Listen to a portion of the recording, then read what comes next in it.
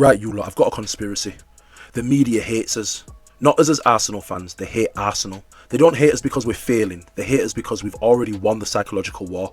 Outlets are weaponising blatant bias against Arsenal as a last-ditch effort to rattle our squad. It is time to embrace the noise because being the most hated club is the ultimate validation, and I'm going to show you why we're the most hated club.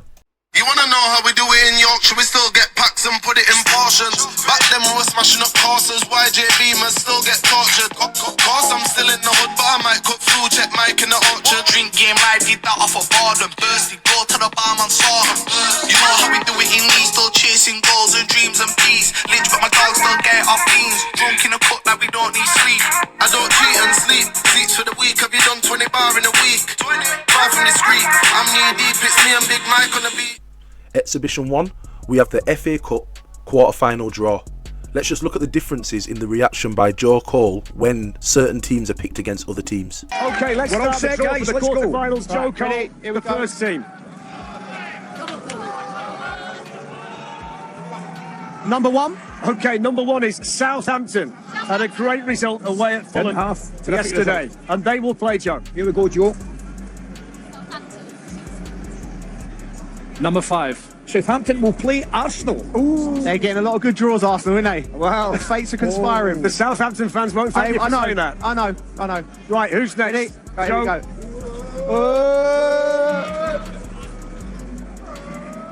Number 7. Number 7 is Chelsea. So Chelsea at home. And Joe, they will play. Who have they got, Joe? They've got number 2. Home to Port Vale. The plum tie for Chelsea, innit? It's a brilliant tie. Really Right, for Chelsea. A great tie And for a great tie for Great Port tie Vale. for Port Vale. Wonderful. That's the most important bit. An away tie, brilliant. Yeah, League One.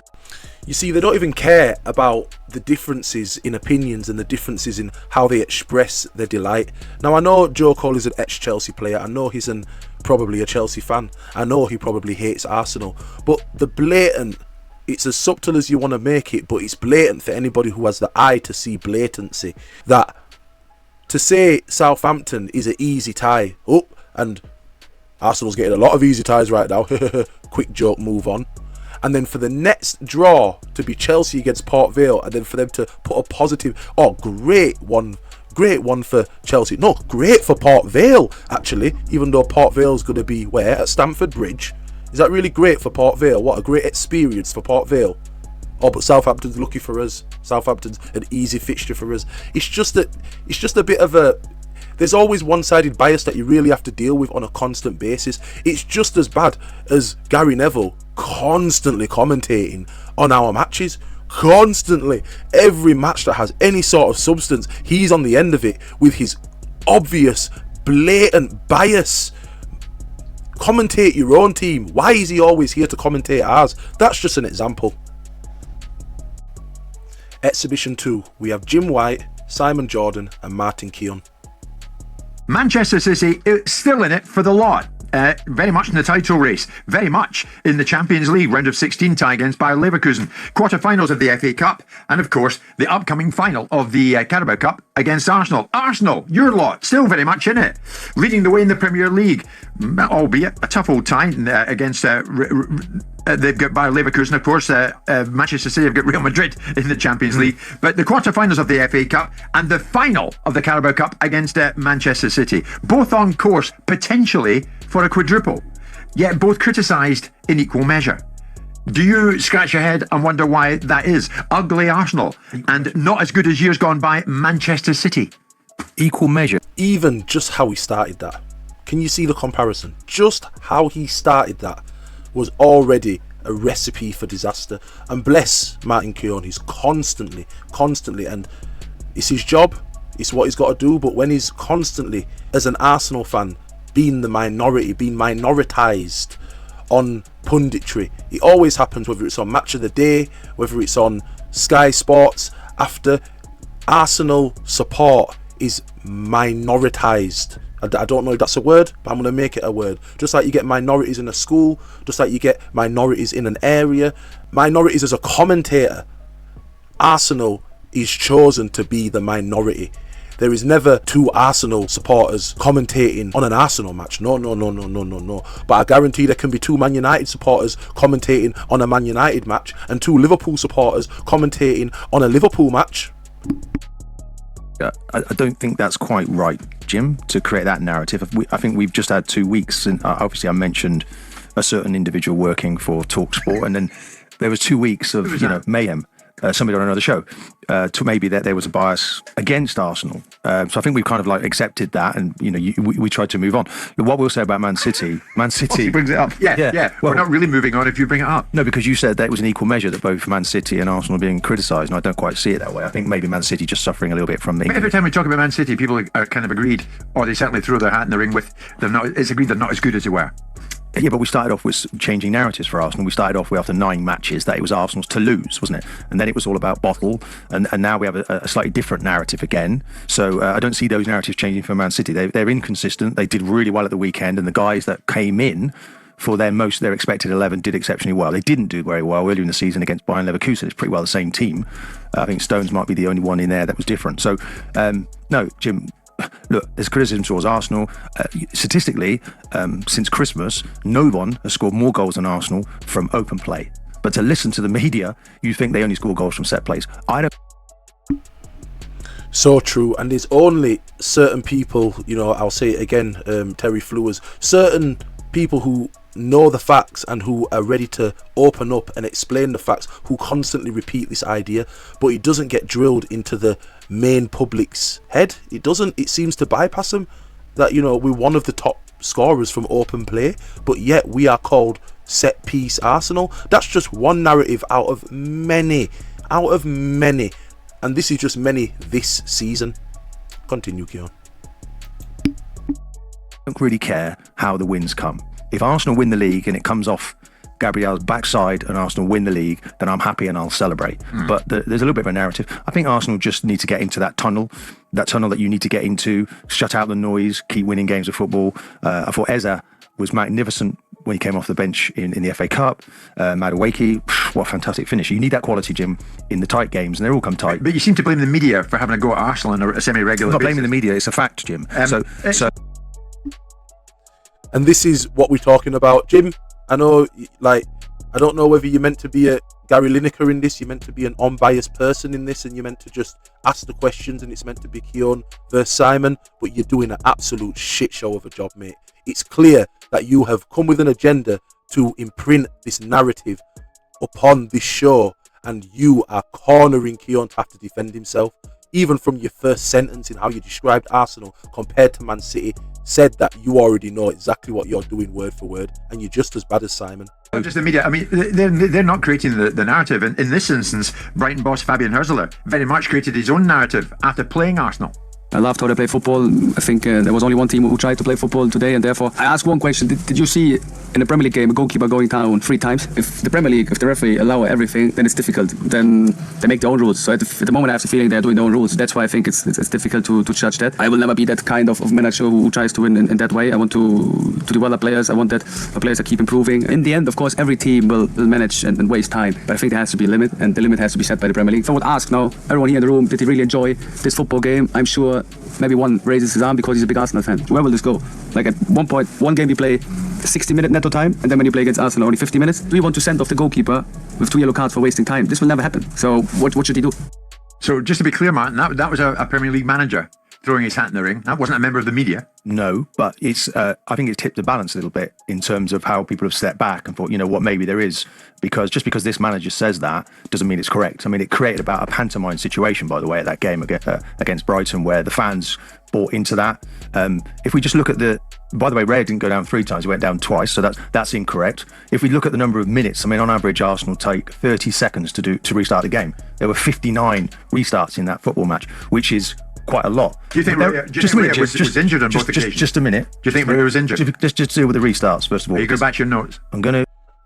He's an actual prick. Look at his face. Look at his face. I've paused it at the absolute perfect time. First of all, he's tried to completely change the flow of the convo as Martin Keown is getting onto something.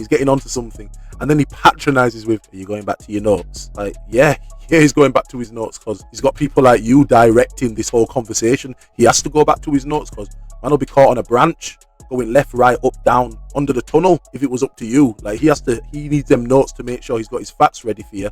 And so you can't throw him off like what you're trying to do right now. Oh, Jimmy, you absolute prick. Talk to you about the restarts. Okay. And I just want that to be clear, just to protect, because we need, we talked about since Christmas that Arsenal have actually, created more goals from open play than any other team.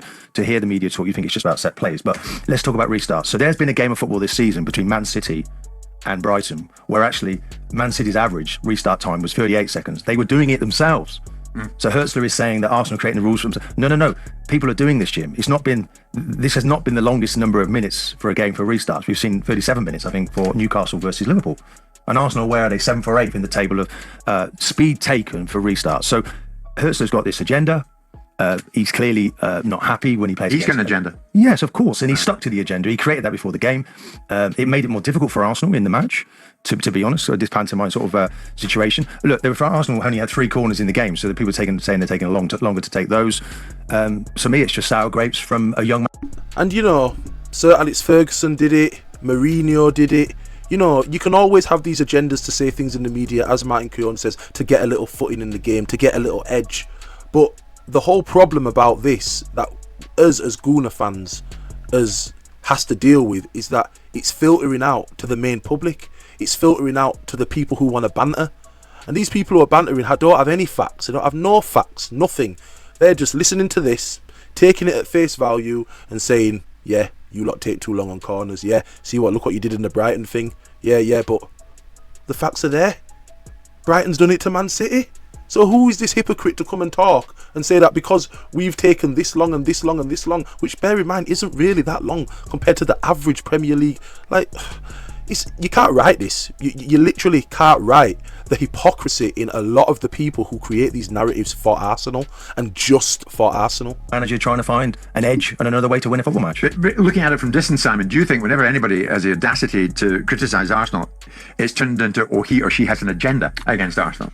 Well, I do think I found myself veering slightly into Keown cul-de-sac last week, where I started to concur because I see certain things being said by sections of the media. I saw Alan Pardew come out and say if Arsenal win the league, it has to have an asterisk next to their name, which I thought was a ridiculous comment. And what happens is narratives get seeded, and you've got newspapers writing opposite articles that are fair. If they're scoring a lot of goals from free kicks, then that's fine. You can make that observation. But the way they're characterising Arsenal, they seem to be putting an onus upon Arsenal that doesn't seem to be put on other teams that have to win the Premier League. It seems to. You, Simon, you at this point here, this little section here, I think you're just saying what you know people want to hear.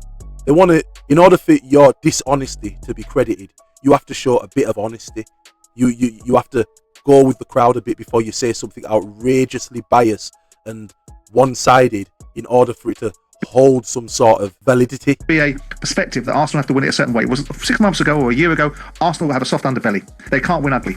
So when they do win ugly, now it's a force of criticism. If you can go to Brighton in a difficult football match and find a way to win 1-0 and the opponent's manager doesn't like it very much, really that shouldn't be a perspective for the rest of football to jump on a bandwagon for Pardew to be saying, there needs to be an asterisk against Arsenal's name if they win the league. What a ridiculous thing to say. Yeah, no, that was extreme. Martin Samuel in the Sunday Times and Arsenal said Arsenal took 30 minutes and 51 seconds on restarts against Brighton, a club that have won 2 league matches since January the 3rd. Shouldn't the best team in the country, and maybe Europe too, just play them off the park? Now this is absolute bullshit. Are you really going to come and say that we should just play a team who is pressing so well at home, Brighton, off the park because they're not in the best run of form? What? Wasn't one of our critics a couple of years ago is we don't know how to win ugly? We don't win when we're not performing well. We've been doing that quite a lot this season. But sorry, we set piece FC in it. It's not winning ugly.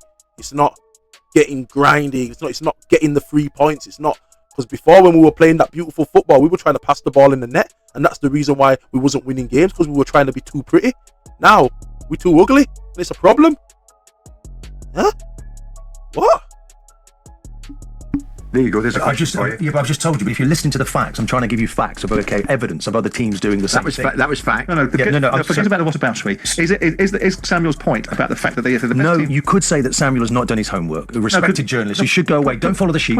Actually look at the facts. Put aside, he hasn't done that. But put aside what Man City do and don't do, and look at what Arsenal. Does he have any substance in the argument that the best team in the country and the best team in European football should be able to blow Brighton off the field? No, because Brighton actually pressed really well in the game. They've now decided after what was it, 10 or 12 games. So there's argument holds no water. 10 or 12 games. I'm not arguing with you, I'm just asking you. So basically, they were pressing really well. It was difficult to get out. The pantomime affair that the crowd was causing, in the end, Arsenal hit the ball long, didn't they? They didn't play their usual game, but they still found a way to win, Simon. But again, it seems that people in the media are working very hard to find fault in Arsenal, and all they're doing is winning games. Isn't that the byproduct, to some extent, of... Because I was listening to your argument, I was listening to Emmanuel Petit's argument the other day. No, it's not. Because he just said it. It seems like the media is always trying to point out faults in Arsenal when all we are doing is winning games. It's not our fault that Man City and Liverpool cannot win their games, because when we couldn't win our games, it was our fault. When we couldn't win our games, it wasn't the other team's fault who's getting a lead and who's beating the other teams and blah blah, whether they're winning ugly or not. Like, it wasn't.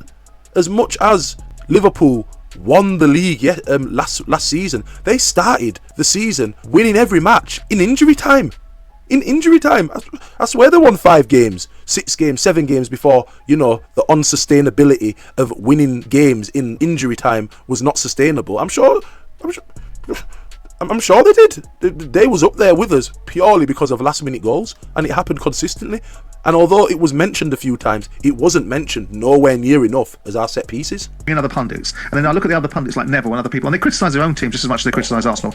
Neville goes after Man United dawn till dusk. So when he criticises Arsenal, it's not bias. And were they not due to be criticised until recently? It's a type of punditry. And I don't really feel they're getting on board enough with the successes that Manchester United now have. That's a style of punditry, and you can have your own version of it. Well, maybe that's just going a step too far. When it stays into, I think what it is seeded narratives and becomes lazy. It becomes a lazy way to report, lazy way to observe. It's the Vogue. Okay, they take a few feet, they operate in a certain way in certain games, and then what happens is other people pick up on it. It's an easy way to look at things, and it becomes lazy. It's like, see, a lot of the time I can't even bear to watch TalkSport because this is the sort of thing I've got to sit and listen to, and it's hard to listen to it, especially when you've only got one person to defend themselves, but it's 2 people, 3 sometimes, like just literally going in, and you've only got one man, Martin Keown, who is prepared to sit down and defend himself against a bunch of gaslighters, man.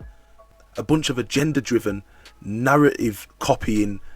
Sometimes I'm thinking, what Simon just said earlier about, saying something that we'd like to hear, I'm thinking, did you get that off Terry? You been watching my man on the sly? I think, yeah, I repeat something that he said, so, I've said it, and it's on a mainstream platform, and, bam, bam, it's not new now. What Terry's... Nah, man.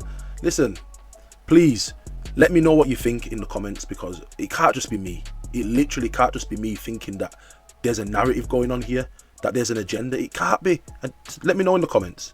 And please like and share this on all platforms, man. Get this out, man. Peace.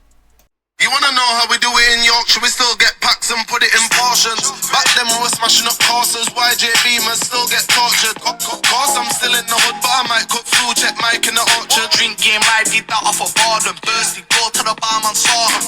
You know how we do it in Leeds, still chasing goals and dreams and peace. Lynch, but my dog still get off beans. Drunk in a cup like we don't need sleep.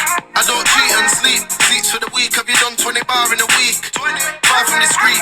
I'm knee deep. It's me and Big Mike on the beat.